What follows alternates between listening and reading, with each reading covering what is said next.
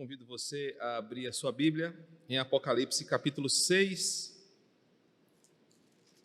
Nós estamos dando continuidade à nossa série de exposições no livro de Apocalipse, a série denominada A Beleza do Fim. Estamos estudando de forma expositiva o livro de Apocalipse e na semana passada nós falamos sobre os 4 primeiros selos que foram abertos pelo Cordeiro. E os 4 primeiros selos, eles explicam o sofrimento do mundo na era da igreja, desde a ressurreição de Cristo até a sua volta, apresentando o sofrimento do mundo neste intervalo entre a ressurreição e a parousia, pelo prisma da soberania divina no desenrolar necessário, de acordo com Mateus 24, versículo 6, até o fim dos tempos.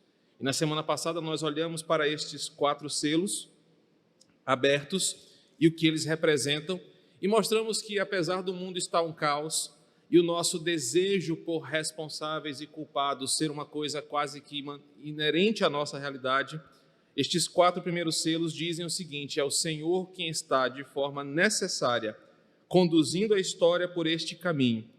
O 5º e o 6º selo, que serão os alvos da nossa reflexão desta manhã, espero conseguir terminar esses 2 selos nos 40 minutos que o Igor aí me deixa falar, no máximo. Vão nos trazer 2 novas perspectivas desta visão de João. O 5º selo vai nos mostrar o clamor dos santos que sofrem na mão dos cavaleiros. E o 6º selo, o terror do juízo divino que virá sobre os incrédulos. Então, esses 2 selos, eles fazem parte da visão de João e serão muito importantes para o nosso aprendizado pela manhã em Apocalipse. Acompanhe a leitura a partir do versículo 9 até o verso 17. Quando ele abriu o 5º selo, vi, debaixo do altar, as almas daqueles que tinham sido mortos por causa da palavra de Deus e por causa do testemunho que sustentavam. Clamaram em grande voz, dizendo: até quando, ó soberano Senhor, santo e verdadeiro, não julgas nem vingas o nosso sangue dos que habitam sobre a terra? Então, a cada um deles foi dada uma vestidura branca, e lhe disseram que repousassem ainda por um pouco tempo, até que também se completasse o número dos seus conservos e seus irmãos que iam ser mortos, como igualmente eles foram. Vi quando o Cordeiro abriu o 6º selo e sobreveio grande terremoto. O sol se tornou negro como um saco de crina, a lua toda como sangue. As estrelas do céu caíram pela terra como a figueira quando abalada por vento forte deixa cair os figos verdes. E o céu recolheu-se como um pergaminho quando se enrola. Então todos os montes e ilhas foram movidos do seu lugar. Os reis da terra, os grandes, os comandantes, os ricos, os poderosos, e todo escravo e todo livre se esconderam nas cavernas e nos penhascos dos montes. E disseram aos montes e aos rochedos: caí sobre nós e escondei-nos da face daquele que se assenta no trono e da ira do Cordeiro, porque chegou o grande dia da ira deles.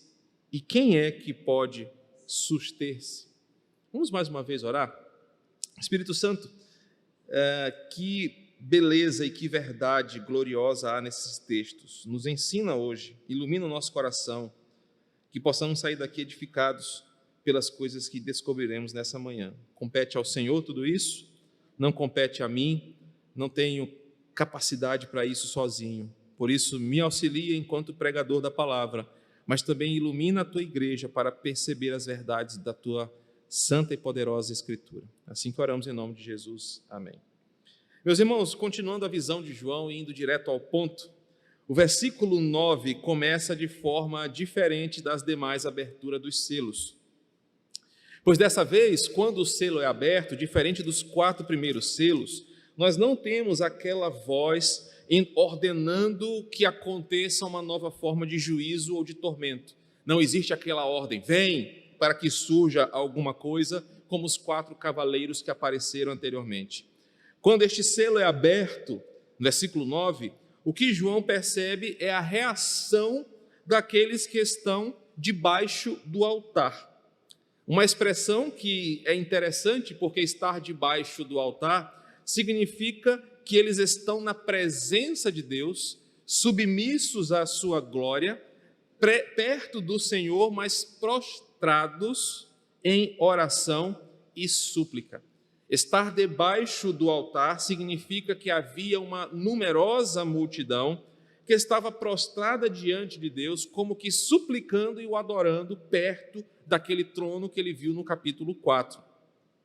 João diz no verso 9 que vê as almas dos cristãos que foram mortos ao longo dos tempos, como fruto do trabalho dos cavaleiros e de toda a sua investida contra a palavra de Deus e a igreja. Lembremos que o primeiro cavaleiro, o primeiro selo, o cavalo branco que vinha para vencer, saiu vencendo para vencer, significava uma perseguição contra o povo de Deus, uma perseguição de poderosos contra a igreja, contra a verdade, e nesse seu domínio, nessa sua conquista, que lhe fora dada através do seu arco, e do segundo selo com a grande espada, muitas pessoas foram dizimadas e mortas. Tais pessoas que sofreram na mão desses cavaleiros agora estão diante do altar do Senhor, debaixo do altar, versículo 9, e nessa visão de João do versículo 9, ele deixa bem claro que essas pessoas são os mártires, cristãos que morreram por causa da sua fé, por causa da palavra de Deus. Vale ressaltar que no versículo 9, tais cristãos, embora separados temporariamente dos seus corpos, observa que João vê almas, ele não vê corpos inteiros. Essas pessoas estão mortas e a morte separou esses irmãos de seus corpos e por isso eles são almas. E essas almas morreram, versículo 9, por causa da sua fé, por causa da sua certeza do Evangelho e agora estão diante de Deus. Isso nos traz uma primeira verdade sobre o destino final dos crentes. Podemos morrer por causa da investida maligna dos 4 selos anteriores, mas o nosso corpo se deteriora e sofre, como os apóstolos que morreram decapitados, executados, crucificados, todos os cristãos que sofreram ao longo da história da igreja perseguida, que morreram por causa da sua fé, seus corpos são punidos, mas as suas almas vão para este lugar, debaixo do altar, por causa da sua vitória em Cristo Jesus. E a primeira verdade que o versículo 9 nos ensina, de forma bem pastoral, é que o mundo e suas mazelas podem destruir e punir os nossos corpos, mas as nossas almas, elas vão para debaixo do altar, um lugar de adoração, um lugar de súplica, um lugar de clamor, como símbolo da nossa vitória sobre a morte. Observe que no versículo 9, essas almas morreram pelo mundo, morreram pela mão do maligno, morreram pela investida dos 4 selos anteriores ao longo da história, mas eles estão debaixo do altar, diante de Deus, em adoração. Esses irmãos que estão ali no versículo 9 são aqueles que estão morrendo por causa das guerras, das pandemias, das injustiças, das perseguições que aprendemos nos 4 primeiros selos. Seus corpos sofreram a dor de mortes terríveis, mas a promessa se cumpriu. Aqueles que são do Senhor, a morte não pode dominá-los. As almas estão diante do Senhor, desfrutando agora de uma visão maravilhosa que João viu a partir do capítulo 4. Aquele que morre em Cristo, ainda que morra, viverá e viverá eternamente com o Senhor. O versículo 10 diz que esses santos clamam quando este selo é aberto. Ao verem o selo sendo aberto, João vê que aqueles santos que estão diante do trono do Senhor, que estão debaixo do altar, estão clamando. Eles estão com súplicas repetidas, e a ideia que João dá aqui é um clamor que eles fazem continuamente, um clamor de justiça, um clamor pela vingança do Senhor, um clamor pela ação de Deus, um clamor para que o Senhor faça alguma coisa. Observem que não é um clamor por vingança própria. Deus vinga os que me mataram, Senhor, revida quem me fez mal. Mas o clamor do versículo 10 É o clamor por justiça e por misericórdia. Os santos aqui estão apelando para que o Deus, versículo 10, que é soberano, santo, verdadeiro, faça a sua justiça, para que o mal seja abreviado, para que os dias maus tenham fim, para que as trevas não dominem o mundo, mas para que a justiça divina reluza sobre as trevas e vença os operadores do mal. Os santos não clamam por justiça própria, mas clamam para os que estão ainda vivos, sofrendo nas mãos daquelas intempéries dos primeiros 4 selos. A oração destes santos não é a primeira vez que aparece aqui. Em outros momentos, os cristãos oraram para que o Senhor abreviasse o tempo do sofrimento. Em outros momentos da história bíblica, os crentes oraram para a ação de Deus, para que Deus defendesse a sua própria reputação, para que Deus punisse os pecadores, para que Deus salvasse a sua igreja e protegesse os seus justos. Por exemplo, Salmo 6, verso 3. Salmo 74, verso 10. Salmo 79, verso 5. Zacarias, capítulo 1, verso 12. São exemplos de orações onde o povo faz o mesmo tipo de clamor. Senhor, até quando tu vais ficar vendo alguma coisa e não te levantará para fazer justiça sobre a terra? O Salmo 6, eu acho que a gente pode conferir este salmo para ver com mais clareza. Depois eu compenso aí se passar o tempo acelerando mais no final. Salmo 6, verso 3, diz assim: também a minha alma está profundamente perturbada. Mas tu, Senhor, até quando? É o clamor do salmista para que Deus faça alguma coisa em detrimento dos seus inimigos. Ao Senhor pertence a vingança. Já diz Deuteronômio capítulo 32, versos de 35 a 36. E é assim que os crentes oram: Senhor, nós não queremos nos vingar, nós não queremos justiça própria, nós não queremos honrar a nossa reputação, mas queremos que o teu nome seja exaltado, que o Senhor proteja a sua igreja, que o Senhor nos livre do mal. Os santos, as almas que estão diante do Senhor, oram para o Deus da vingança, mas para que Deus faça a sua justa vingança, levante-se em nosso favor e faça a sua justiça, porque Ele é quem tem cuidado de nós. O que João está vendo nos versículos 9 e 10 é os crentes orando e clamando ao Senhor para que Deus faça alguma coisa que ajude o seu povo a ver a poderosa mão de Deus livrando os santos que estão sofrendo. A visão continua, e agora no versículo 11, João diz assim: então, a cada um deles foi dada uma vestidura branca, e lhes disseram que repousassem ainda por pouco tempo, até que também se completasse o número dos seus conservos e os seus irmãos que iam ser mortos, como igualmente eles foram.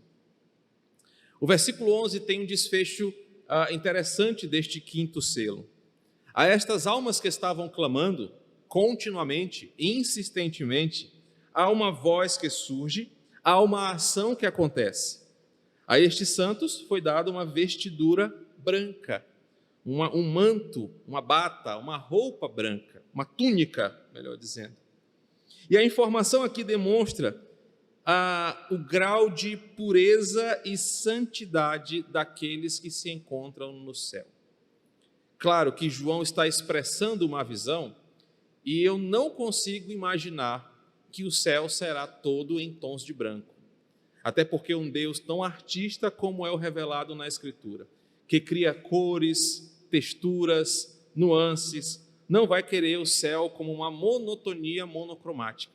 Mas o fato é que a essas pessoas fora dada uma vestidura branca que simboliza santidade e pureza. Um certo comentarista diz que as vestiduras são dadas não apenas como recompensa pela sua fé, mas como uma declaração celestial de que neles não há nenhuma mancha, nenhuma mácula, nenhuma sujeira perceptível em uma vestidura branca. Eles são puros e por isso estão no céu de pureza. Vestir branco nesse contexto da visão de João mostra que sobre aquelas pessoas que estão diante do trono, diante do altar, debaixo do altar, não há nenhuma mancha de pecado que suje as suas vestes, porque eles já saíram desse mundo caído, eles estão no céu de santidade, por isso as suas vestes são limpas, brancas, eles estão ali de forma pura diante do Senhor. Agora observe, entretanto, que as vestes que lhes foram dadas representam que ninguém pode ter ou levar a sua própria veste. O texto é bem claro ao dizer que lhes foi dada uma veste branca, significando que é Deus quem santifica o seu povo. É Deus quem nos dá vestiduras brancas e nós não podemos obtê-las por nosso próprio esforço. Ninguém entra no céu porque se fez santo. Nós chegaremos no céu porque Deus nos fez santo. É Ele quem nos dá em Cristo a santidade de vestes novas e brancas. É importante perceber que nenhuma dessas pessoas fez a sua própria roupa, mas receberam como um presente. Isso nos ensina que a santidade, a santificação, a pureza que os crentes têm diante de Deus é dada pelo Senhor para nós, não algo que nós fazemos pela nossa própria força ou pela nossa própria maneira. Agora, uma curiosidade que talvez você tenha tido também, é que o versículo 9 fala que eles são almas. E se você assistiu a novela A Viagem, você sabe que alma é aquela fumacinha ali, né? Aquela coisa imaterial, sem forma. Mas aqui, no versículo 11, eles recebem roupas.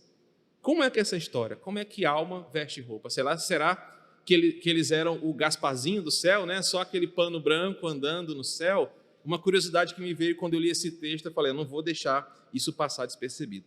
E, incrivelmente, já tiveram outros loucos na história que pensaram a mesma coisa que eu. Como é que almas vestem roupas? Qual seria a aparência dessas pessoas, dessas almas e dessas roupas?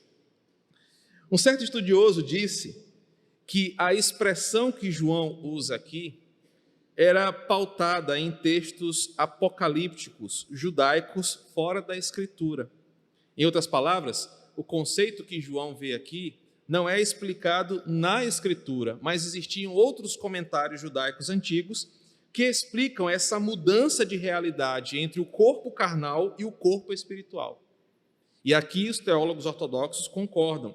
A Bíblia nos diz que quando nós morremos, há uma separação momentânea entre o nosso corpo carnal e a nossa alma. A parte material e imaterial se separam, mas que isso não impede que nós comecemos a desfrutar dos benefícios físicos da salvação e da vida eterna. E aí esses comentaristas antigos dizem que a alma, quando ela sai dessa existência como nós conhecemos, ela recebe vestes de glória. E o que são essas vestes de glória? Uma nova forma que nós poderemos desfrutar de algumas delícias preliminares no paraíso, enquanto aguardamos a ressurreição dos corpos. E aqui alguns textos nos ensinam.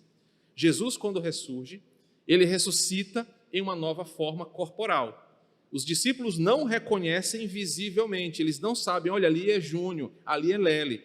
O semblante de Cristo mudou, por isso eles não reconheceram Jesus por olhá-lo, reconheceram pela sua atitude, significando que a ressurreição muda a nossa física.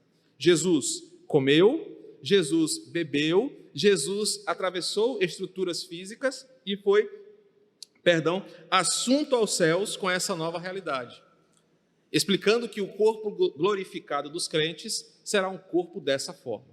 Mas enquanto nós não somos glorificados, o que acontece é que a nossa parte material volta ao pó.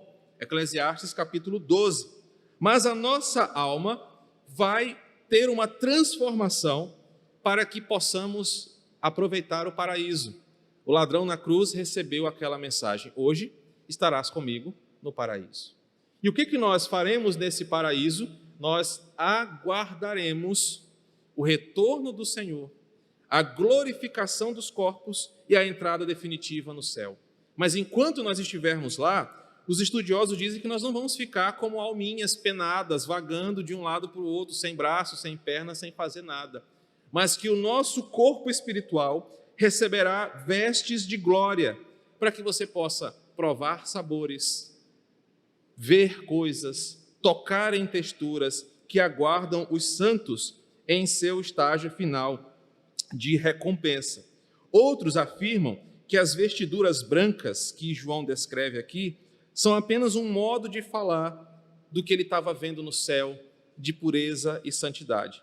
Eu prefiro acreditar que quando um crente morre ou um ímpio morre, enquanto o seu corpo aguarda a ressurreição, o seu corpo espiritual já começa a sofrer as punições ou as delícias do céu enquanto aguarda a ressurreição. Porque senão justificaríamos a heresia dos adventistas da doutrina do sono da alma. Então, enquanto morremos, há uma veste de glória que é dada para quem morre. Então, se você morre em Cristo, a sua alma é modificada em vestes de glórias para você já aproveitar o suco de manga lá do céu, o pudim de leite do céu, as delícias que o céu tem para oferecer para quem crê em Jesus. O versículo 11 ainda é interessante, porque apesar dessa realidade, dessa descoberta aqui, é dito para eles, como resposta da oração, para eles descansarem mais um pouco. Tal expressão pode nos indicar algumas coisas sobre o céu que nos aguarda. Primeiro, o céu será um lugar de descanso em amplos sentidos. Nós repousaremos no céu, significando que nós não teremos fadigas da nossa vida no mundo caído.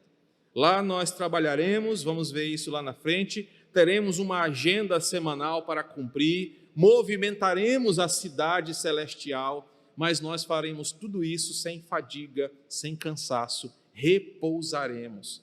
E a segunda verdade é que só descansa em paz quem está diante do trono de Deus.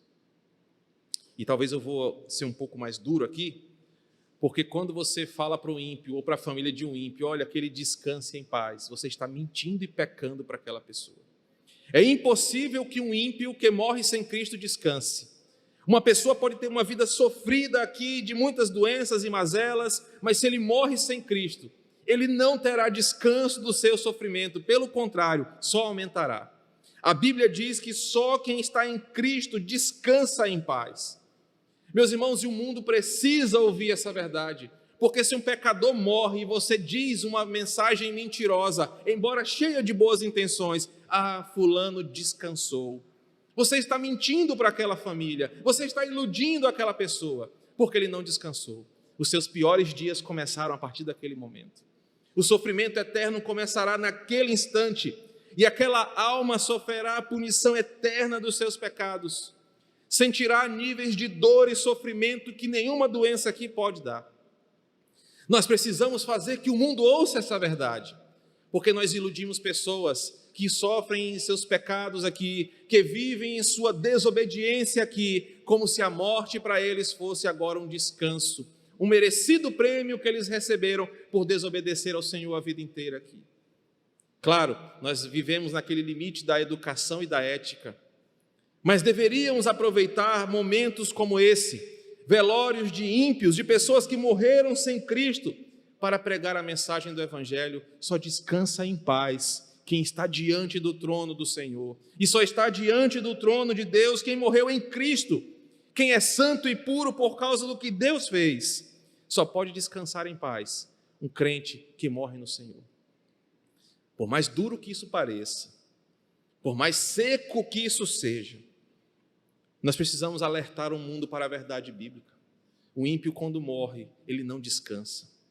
Você deveria olhar para aquela alma que está ali, para aquele corpo já sem vida ali, e para aquela alma que já está sendo atormentada no inferno com muita pena, com muita dor no coração, porque um coração duro, que não se dobrou ao Evangelho, está sentindo agora pela eternidade a punição pelos seus pecados.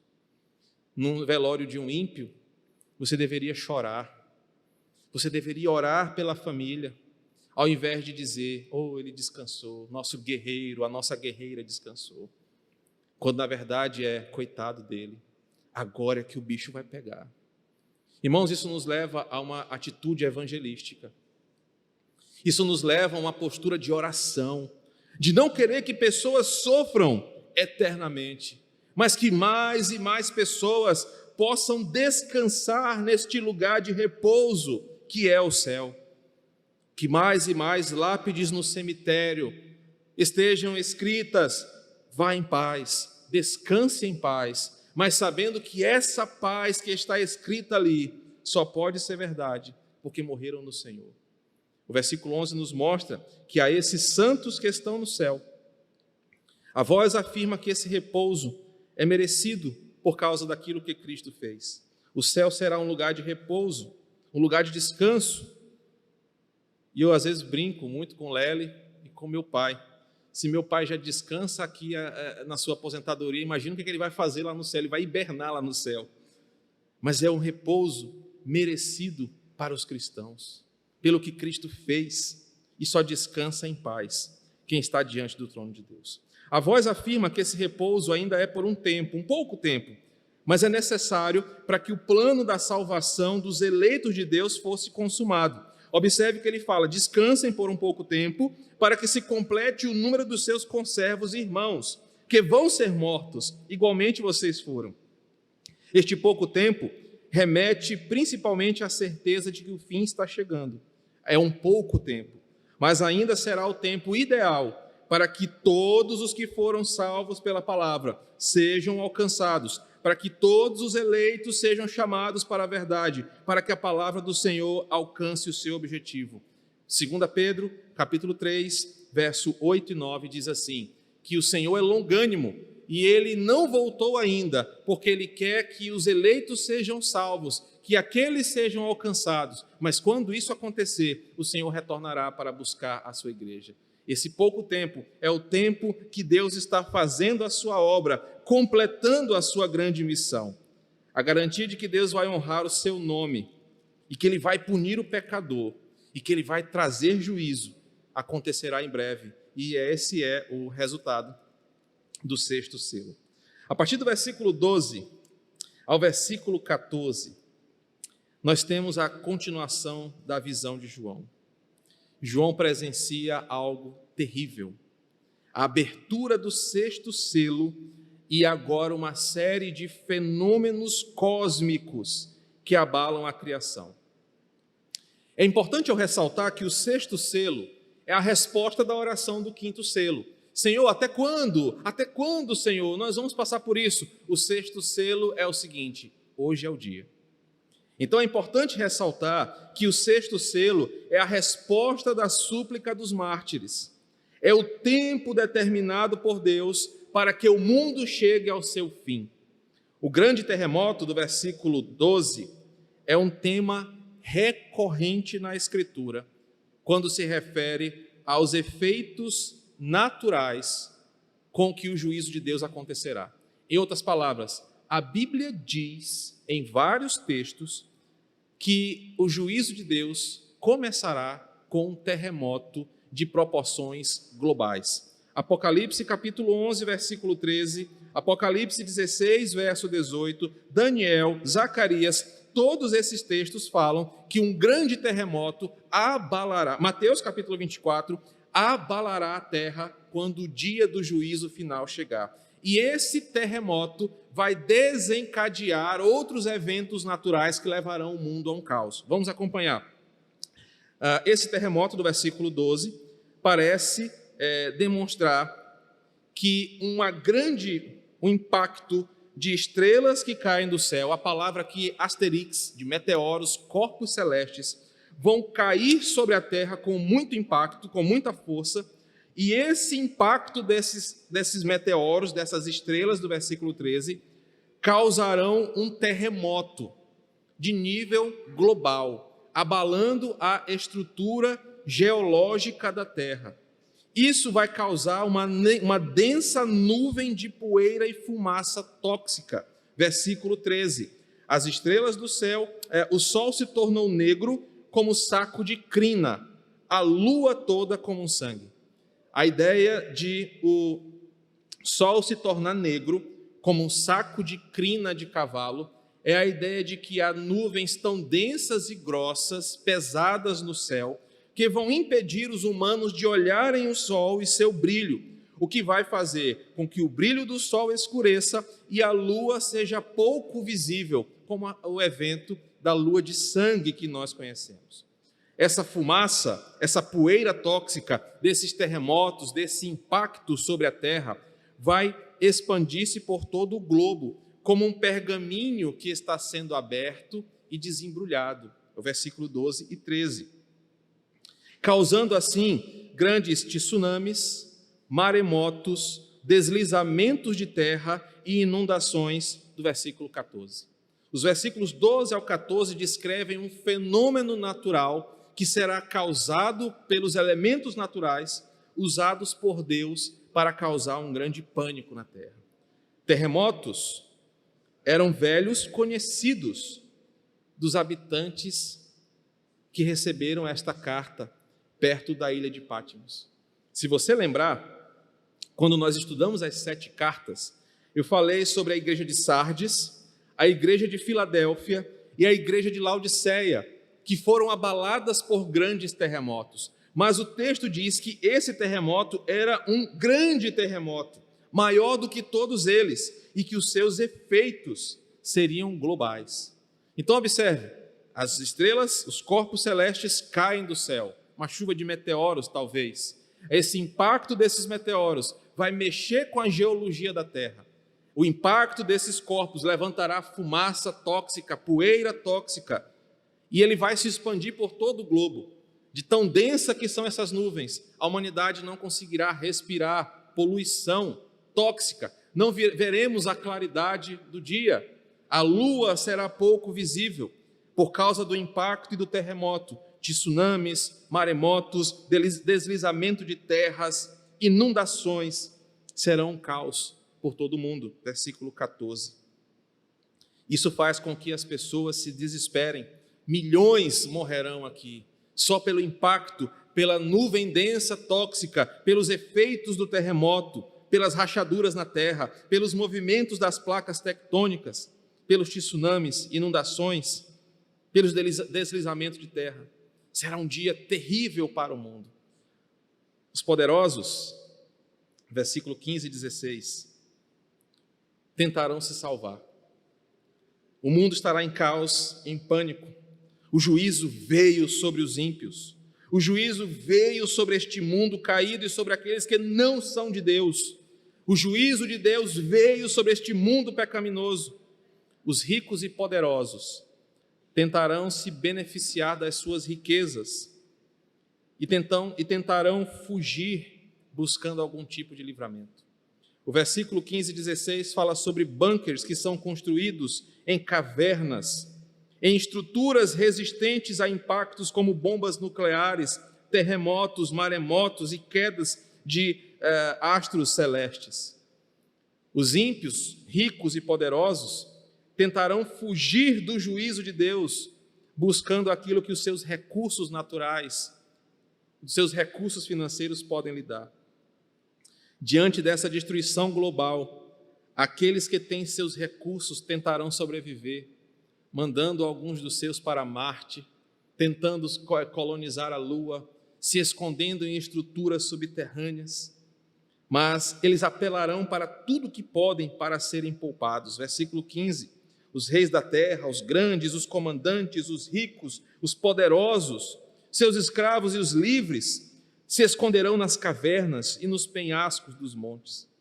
Fica claro que todos eles sabem que é o dia do juízo.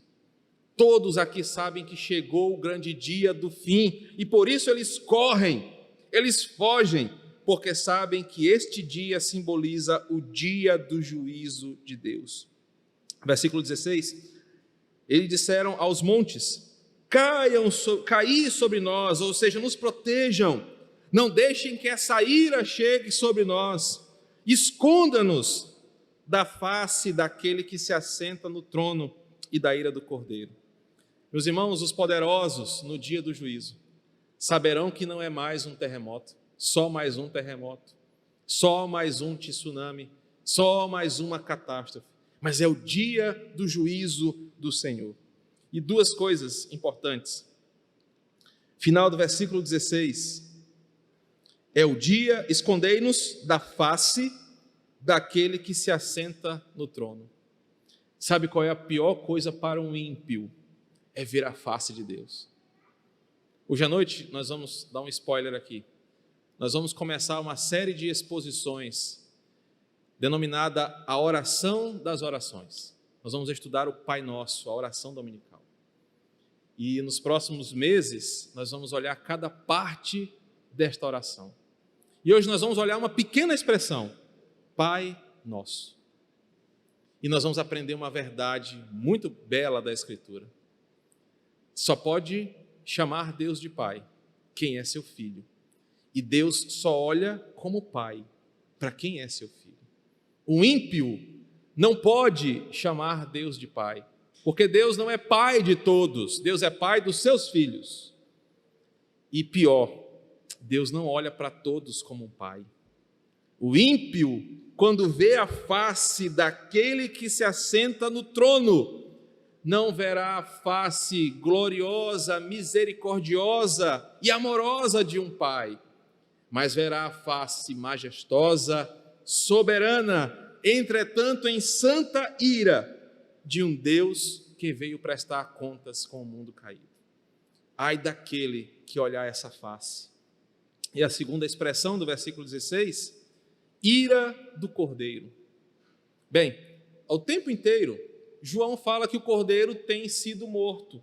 O Cordeiro é uma figura pacífica, uma figura de paz. Até nos desenhos animados você vê que o Cordeiro é sempre paz e amor, ele é sempre tranquilão. Mas aqui é a figura de um Cordeiro irado, um Cordeiro que veio se vingar, que morreu pelos seus como um cordeiro, mas que se levanta com uma espada afiada para punir os pecadores. Daí o versículo 17 é o clamor dos ímpios dizendo: chegou o grande dia da ira deles. Quem é que pode sobreviver? A visão do sexto selo encerra-se com uma certeza: o dia da ira do Cordeiro será caótico. O dia do juízo do Senhor, já disse o profeta Sofonias, será um dia de densas trevas. Os profetas dizem que será um dia terrível para aquele que estiver aqui. Irmãos, para nós que somos igreja, será o melhor dia da nossa existência.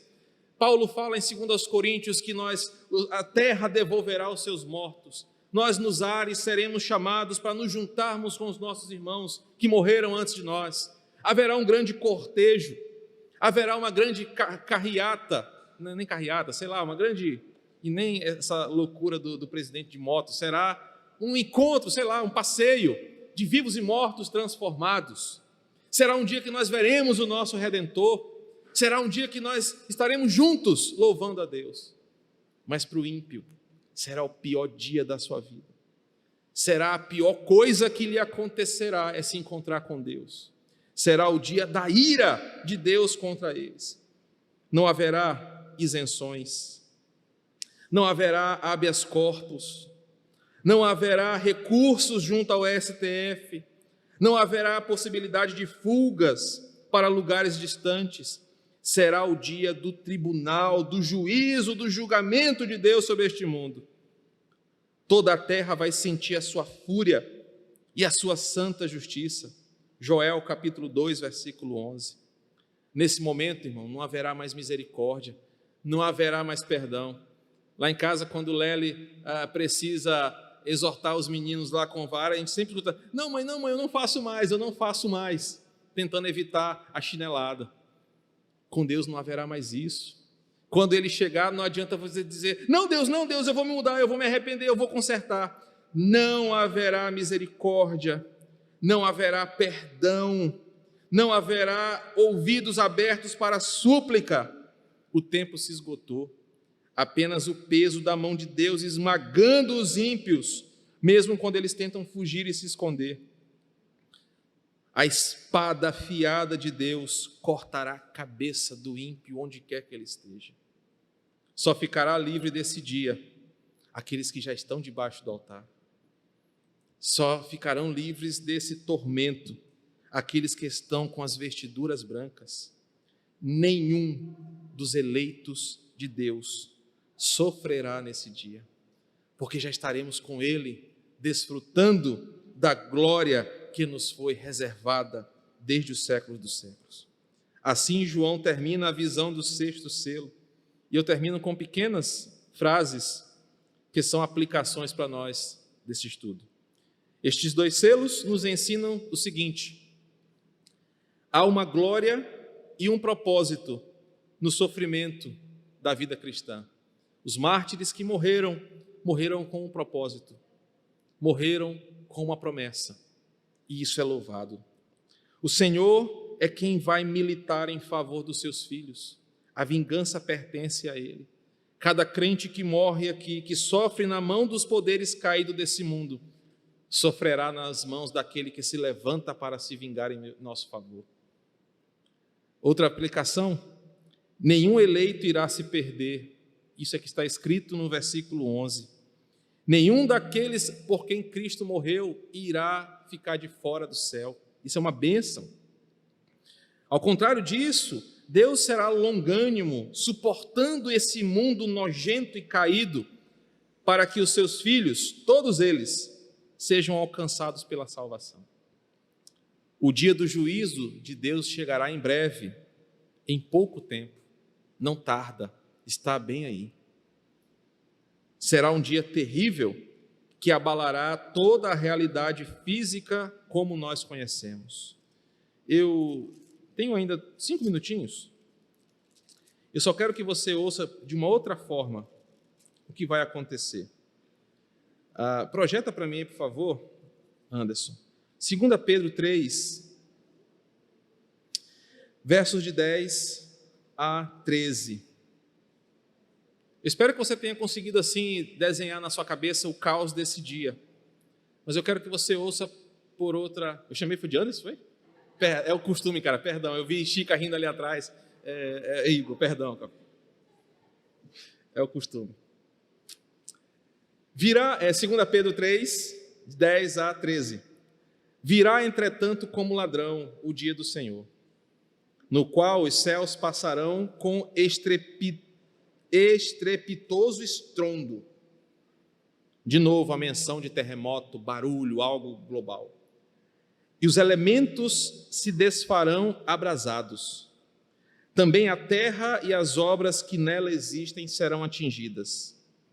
Visto que todas estas coisas hão de ser desfeitas, deveis ser tais como os que vivem em santo procedimento e piedade, esperando e apressando a vinda do dia de Deus, por causa do qual os céus, incendiados, serão desfeitos, e os elementos abrasados se derreterão.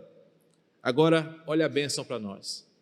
Nós, porém, segundo a sua promessa, esperamos novos céus e nova terra, nos quais habita a justiça. Ninguém sairá ileso deste grande dia, desta grande catástrofe. Só os salvos, que já foram salvos em Cristo, serão poupados deste dia terrível, o dia da vinda do Senhor. Semana que vem, se assim o Senhor nos permitir, nós falaremos sobre o capítulo 7 e a visão que João tem antes do 7º selo, que geralmente traz muita dúvida para crentes. Quem são esses 144 mil palmeirenses selados no céu que estão aqui salvos? Veremos isso, se assim o Senhor permitir, no domingo que vem. Vamos orar? Querido Senhor, obrigado pela oportunidade de aprendermos a Tua palavra. Que alívio ela nos traz, porque diante do juízo inevitável do Senhor contra este mundo caído, dia terrível de densas trevas, de destruição, de caos, de mortes, a Tua igreja será poupada, e aquilo que para o ímpio será terrível, para nós será glorioso, porque estaremos com o Senhor. O Senhor atenderá ao clamor da tua igreja e para sempre habitaremos em novos céus e nova terra contigo. Obrigado, Senhor, porque estes 2 selos nos ensinam verdades absolutas da tua palavra. O Senhor vem, não tarda o teu retorno, e o Senhor virá para julgar este mundo, e somente aqueles que são salvos em Cristo é que descansarão em paz. E obrigado, Senhor, porque é o Senhor quem nos dá nossas vestes, é o Senhor quem nos leva para perto de Ti, para debaixo do Teu altar.